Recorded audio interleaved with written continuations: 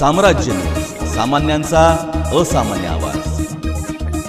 दिव्यांग दिनानिमित्त महानगरपालिकेच्या वतीने बुधवार दिनांक 3 डिसेंबर रोजी विशेष फिजिओथेरपी सेवा व तपासणी शिबिराचे आयोजन करण्यात आले होते।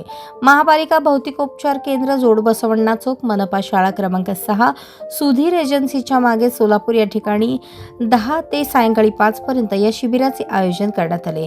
या शिबिरात अपंग दिव्यांग व्यक्तींना फिजिओथेरपी तज्ज्ञांकडून संपूर्ण वैद्यकीय तपासणी, शारीरिक स्थितीचे मूल्यमापन, आवश्यक त्या थेरपीचे मार्गदर्शन, वेदना नियंत्रण, व्यायाम पद्धती, पुनर्वसन आणि हालचाल सुधारण्यासाठी उपाययोजना याबाबत सविस्तर सल्ला दिला गेला।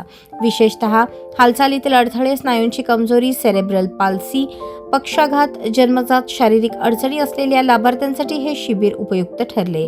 उपक्रमाचा उद्देश अपंग दिव्यांग बांधवांचे आरोग्य सुधारून त्यांना अधिक सक्षम, स्वावलंबी आणि सक्रिय जीवनाकडे प्रवृत्त करणे हा।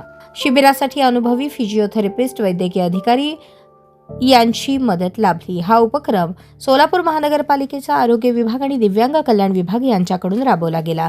सोलापूर शहरातील अनेक दिव्यांग बांधवांनी या शिबिराचा लाभ घेतला।